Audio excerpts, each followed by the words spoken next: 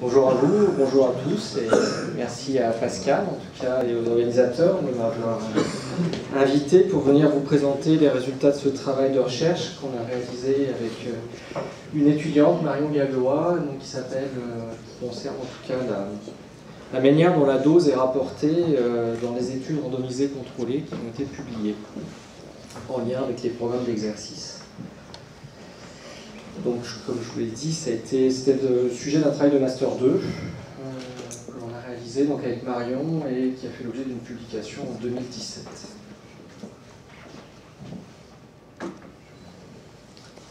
Donc en fait, aujourd'hui, la place des exercices est de plus en plus importante, en tout cas dans les programmes de rééducation et de réadaptation. Et on a de plus en plus de données qui commencent à affluer par rapport à ces éléments-là, et qui montrent l'intérêt, évidemment, dans nos rééducations de l'usage des exercices, pas simplement d'autres formes de techniques qu'on connaît bien, mais la conception de ces programmes. Donc si ces effets sont reconnus, si on parle d'effets, c'est-à-dire par rapport à rien, la notion d'efficacité est plus difficile aujourd'hui à définir.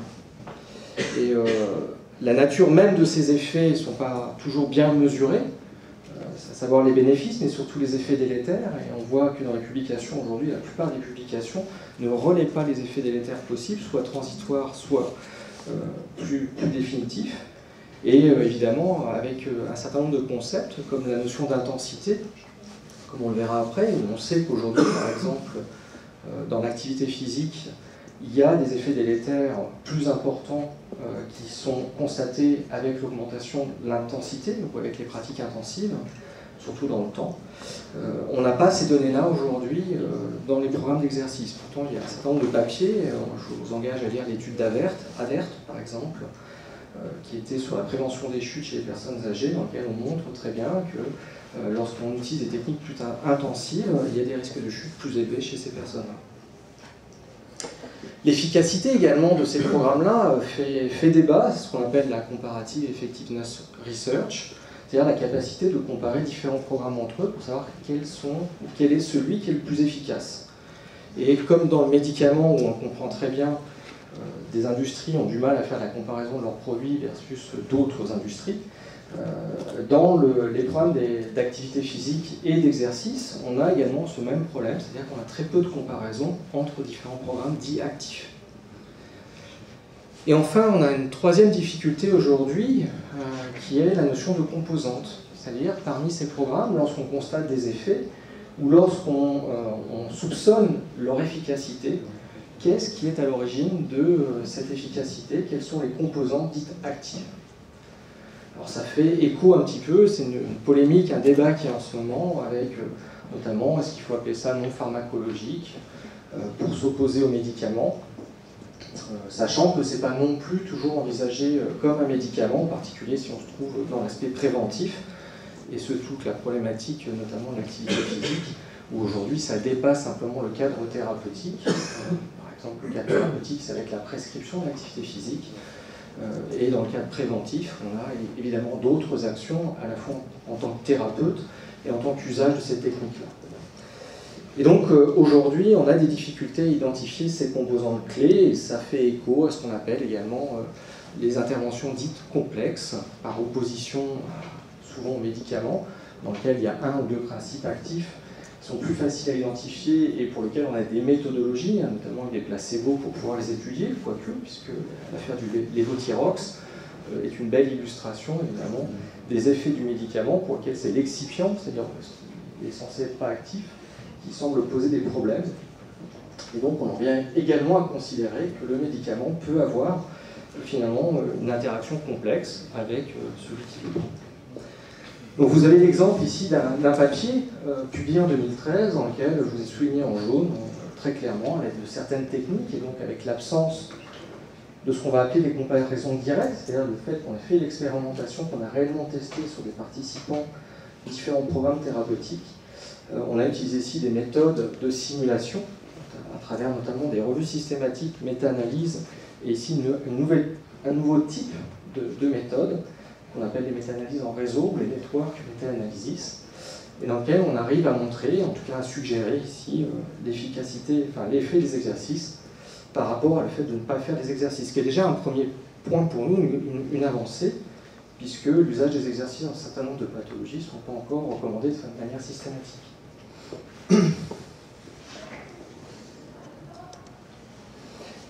Donc parmi les composantes importantes des exercices, et il y a eu récemment un groupe de chercheurs qui s'est intéressé sur quelles sont ces composantes importantes et qui ont publié un guide qu'on appelle de reporting, c'est-à-dire la manière dont on devrait décrire les exercices dans les programmes, dans les publications scientifiques, ça s'appelle le TIGER en particulier. Et donc parmi ces composantes-là, il y en a une importante évidemment qui est associée à l'efficacité, c'est celle de la dose. Donc parmi ce qu'on aimerait avoir comme description de la dose, c'est évidemment la nature de ses effets, est-ce qu'elles sont bénéfiques ou délétères en rapport avec cette dose-là, quelle est cette quantité d'effets, et est-ce qu'elle est associée à la causalité, et je vous renvoie au critère de Bradford-Hill en particulier, dans lequel c'est un des critères pour établir une causalité entre une intervention et son effet, c'est-à-dire la variation de ses effets en fonction de la dose, ce qui a tendance à montrer qu'évidemment il y a un lien avec l'intervention qu'on donne. Si vous constatez le même effet, quelle que soit la dose de l'intervention que vous donnez, eh bien il y a un doute évidemment sur le lien possible entre cette intervention et ces effets. Donc, qu'est-ce que la dose? C'est finalement la quantité d'intervention que l'on va délivrer ou donner à quelqu'un. Et on a des critères pour pouvoir la définir essentiellement dans la notion de dose. On entend la notion de durée, donc pendant combien de temps on l'a donnée, la notion de fréquence, la répétition avec laquelle on l'a donnée, et évidemment la notion d'intensité. Et cette intensité peut être à la fois en termes de quantité, mais elle peut être aussi une quantité en termes de durée. C'est-à-dire qu'aujourd'hui, on peut penser que donner plus longtemps quelque chose, même à dose faible, et c'est le cas des recommandations dans le cadre de l'activité physique, peut avoir un effet comparable que donner quelque chose de manière très intense pendant une période très courte. Et donc c'est une façon de faire varier, évidemment, la quantité d'intervention que l'on va donner, donc sa dose. Donc l'objectif de ce travail, ça a été de décrire les composantes de dose et leur justification dans les études publiées randomisées contrôlées, donc ça a été dit ce matin, ça fait partie des méthodologies aujourd'hui lorsqu'on veut évaluer l'effet ou l'efficacité d'une intervention. Évidemment, c'est le gold standard et la manière dont on va évaluer l'effet de ces interventions, donc on s'est intéressé uniquement à ces méthodologies-là. Donc on voulait savoir quelles étaient les composantes que les auteurs de ces recherches avaient rapportées et s'il y avait des justifications à ces composantes-là. On a dans un deuxième temps, ce qui nous intéressait, c'était évidemment de savoir si ces justifications étaient adéquates, s'il y avait un lien entre ce qu'ils proposaient et évidemment la manière dont ils le proposaient. Et enfin, on a voulu mettre en place une autre méthode pour collecter des données supplémentaires, puisqu'un des gros problèmes de s'appuyer sur les données de la littérature, lorsque vous réalisez une revue systématique ou lorsque vous faites du travail de recherche, évidemment, c'est qu'il n'y a pas forcément la donnée qui est présente dans l'article publié, ce qu'on appelle un biais de reporting. Et donc pour ça, on a fait une enquête, un sondage. On a contacté de manière systématique tous les auteurs de ces publications pour essayer d'avoir des données complémentaires par rapport à ce qu'ils avaient écrit. Et parmi ces données-là, on a voulu également s'intéresser sur un aspect plus qualitatif, c'est-à-dire est-ce que ces auteurs qui menaient ces recherches considéraient que la dose avait un impact important dans l'efficacité de leur intervention. Donc, comment est-ce qu'on a fait ça? On a cherché des essais randomisés contrôlés dans la littérature, on s'est concentré sur uniquement 2 bases de données, puisqu'on voulait constituer un échantillon représentatif des publications. On ne cherche pas à capturer toutes les publications sur le sujet, mais d'avoir un échantillon suffisamment large et important pour être une représentation de ce qui se fait à l'échelle d'une population. C'est le même principe, lorsque vous faites un sondage, vous interrogez 5000 personnes, et vous pensez, vous espérez que la réponse de ces 5000 personnes soit une représentation relativement fiable de ce que l'ensemble de la population peut penser. Donc là, on a fait pareil. Donc on a cherché dans une base de données qui indexe la plupart des publications biomédicales, donc PubMed, et dans le registre central de la Cochrane, qui est en fait un registre qui fond 2 bases de données, donc Medline, et je ne sais plus, j'ai perdu le nom de la deuxième. On a cherché sur une période donnée, puisqu'il y a un volume de publications extrêmement important, donc c'est entre juillet et décembre 2014, donc sur l'échelle de 6 mois. On a fait cette recherche dans ces bases de données en utilisant des mots-clés, des synonymes du concept d'exercice. On sélectionne uniquement les programmes d'exercice qui sont à titre préventif et curatif. Chez des personnes qui ont des problèmes de santé ou qui pouvaient avoir des problèmes de santé, on a exclu évidemment tous les programmes ou toutes les études réalisées sur les sujets sains. On a sélectionné ces programmes, ces titres d'articles à partir de leurs titres et de leurs résumés, donc les abstracts, c'est un auteur qui le faisait. Un deuxième auteur a relu la sélection derrière. Et comme c'était une masse très très importante d'informations, on a fait un tirage au sort d'un échantillon de 200 études parmi toutes celles qu'on avait sélectionnées à partir du titre et de l'abstract. On a fait une extraction systématique de mêmes informations pour chacune de ces études, où on recherchait les caractéristiques des essais randomisés contrôlés, donc la manière dont ils avaient été faits, est-ce que c'était en bras parallèles, est-ce que c'était combien il y avait de groupes à l'intérieur, etc. Les composantes de dose, qu'on a vu tout à l'heure, le type de justification qui avait été apporté, est-ce que les auteurs à l'intérieur justifiaient par des propositions la dose qu'ils proposaient dans ces interventions-là, si oui, lesquelles, et on a fait cette enquête où on a essayé de contacter systématiquement les auteurs lorsqu'on avait une adresse email. Alors l'analyse de ces données a été faite à la fois de manière descriptive, avec une statistique descriptive à l'aide de pourcentage, de nombre, de moyenne, d'écart-type. Et on a également utilisé un outil un petit peu plus complexe, qui était une régression logistique, pour voir s'il y avait une association entre le fait qu'il y avait des justifications qui n'avaient pas de justification et les caractéristiques de ces articles.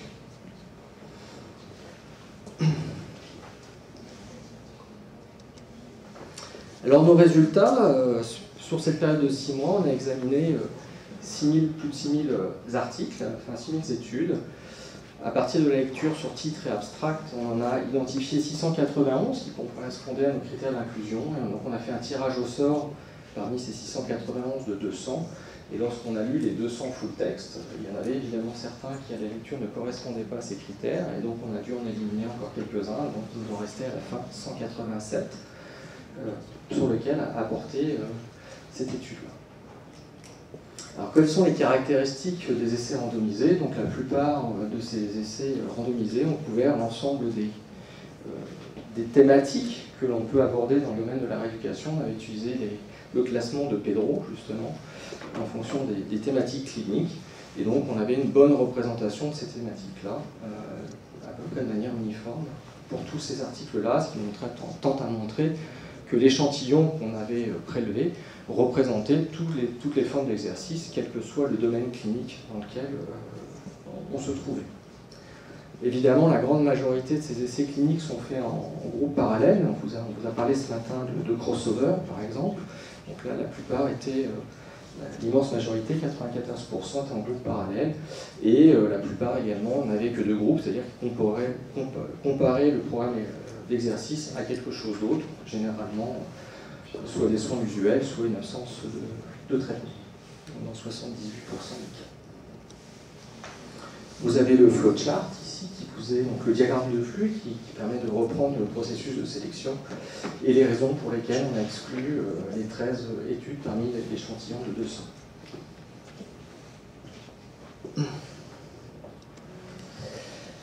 Le dosage des exercices, 72% ont décrit les 3 composantes des exercices, et la composante qui était la plus fréquemment rapportée, décrite dans les programmes, c'était la durée à 96%, la fréquence à 93%, et vous voyez uniquement l'intensité à 76%, où on s'attendait par hypothèse à voir l'inverse, c'est-à-dire que la plupart des études décriraient d'abord l'intensité, or ce n'était pas le cas, c'est surtout la durée. La justification, vous voyez, de la dose, c'est-à-dire est-ce que les auteurs ont apporté une explication au choix de cette dose de ce programme d'exercice. Vous voyez qu'elle est très faible, puisqu'elle est de l'ordre de 36% pour le choix de la dose, et seulement 6% des études ont justifié les 3 composantes de la dose. Alors les raisons pour lesquelles les auteurs rapportaient des justifications, les raisons les plus fréquentes étaient celles d'une autre étude, c'est-à-dire qu'ils citaient une autre étude pour utiliser la dose dans leur étude, soit également la présence de recommandations, en particulier de recommandations d'activité physique derrière. 13% simplement ont rapporté la notion de tolérance et la détermination d'un choix de dose à partir d'études expérimentales, de protocoles, uniquement dans 10% des études publiées. Quand on a envoyé le questionnaire aux auteurs, 35% nous ont répondu. Parmi tous ceux qu'on a contactés, 88% ont estimé que la dose était importante pour expliquer les programmes d'exercice. Et vous voyez que dans 39% des cas, c'est la justification la plus fréquemment rapportée, c'était l'intensité qui, pour eux, avait une importance dans l'effet des programmes d'exercice. Donc lorsqu'on additionne les justifications qu'on avait trouvées dans les études et qu'on a demandé aux auteurs, on arrive à un maximum de 56% de justifications présentes. Donc il y a une variation de la justification qui va de 36 à 56%. Donc c'est l'addition de ce questionnaire, ce qui a permis d'augmenter finalement la présence de justifications. Est-ce qu'elles sont adéquates ou non? Uniquement dans 43% des cas, on les a jugées adéquates, c'est-à-dire que les justifications qui étaient invoquées étaient bien en lien avec la raison pour laquelle ils les avaient invoquées. Dans 20% des cas, on les a jugées non adéquates.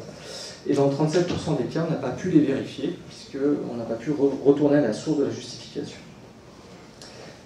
Donc, en discussion par rapport à ces résultats, qu'est-ce que ça montre? C'est que les composantes de dose sont bien rapportées d'une manière générale dans les publications, mais par contre, la justification du choix de cette dose-là, elle est insuffisante, puisqu'elle ne va qu'au maximum jusqu'à 56%. L'adéquation des justifications, la raison pour laquelle ils font de justification n'est pas bonne, uniquement 43% des cas, et en particulier, ça ne repose pas sur des données expérimentales. Il y a deux manières de délivrer une dose, soit de manière fixe, c'est-à-dire qu'on préétablit une dose pour chaque personne, soit ça peut être une dose adaptée, il peut y avoir une variation individuelle en fonction de la réponse du participant intérieur. Évidemment, il y a un certain nombre de limitations au travail qu'on a fait, en particulier cette notion d'adaptation individuelle qui rentre mal dans le concept de fixation de dose. Les conclusions pour la pratique, on a une mauvaise transférabilité évidemment vers la pratique des données des essais randomisés contrôlés. On voit là en particulier que le choix dans les programmes d'exercice à la fois des composantes et des doses n'est pas bien expliqué, n'est pas bien déterminé. Les effets bénéfiques des exercices apparaissent de plus en plus par rapport à l'absence d'exercice. Or, ce qui nous intéresse aujourd'hui dans la décision qu'on doit prendre, c'est finalement entre quel programme d'exercice on doit choisir et comment est-ce qu'on doit le concevoir. Et ça, cette information là-bas. Pour la recherche, on a besoin de déterminer ce qu'on appelle des doses minimales efficaces et des doses maximales tolérables, c'est-à-dire quelle est la dose minimum pour avoir une efficacité et maximum que le patient peut tolérer. Cette information, on n'a pas. Quelles sont les composantes efficaces? Évidemment, l'intérêt de mon programme. Est-ce qu'il faut faire du renforcement? Est-ce qu'il faut faire des étirements? Est-ce qu'il faut faire des adjuvants? Là, on ne le sait pas non plus. Et les effets délétères sont mal rapportés et peu connus dans nos interventions, en particulier dans le programme d'exercice. Pour vous rappeler cette image de courbe en U qu'on connaît assez bien aujourd'hui sur l'activité physique, on voit très bien. Vous avez un risque de mortalité qui est indiqué ici sur l'ordonnée. Sur l'abscisse, vous avez l'intensité des programmes d'exercice et vous voyez que le risque de mortalité diminue de manière très très importante dès qu'on fait un peu d'activité physique. Mais on voit qu'il y a une remontée de la courbe lorsqu'on augmente l'intensité de l'activité physique, qui témoigne assez bien également des risques que l'on peut encourir avec l'intensité de ces programmes. Voilà, je vous remercie pour votre attention.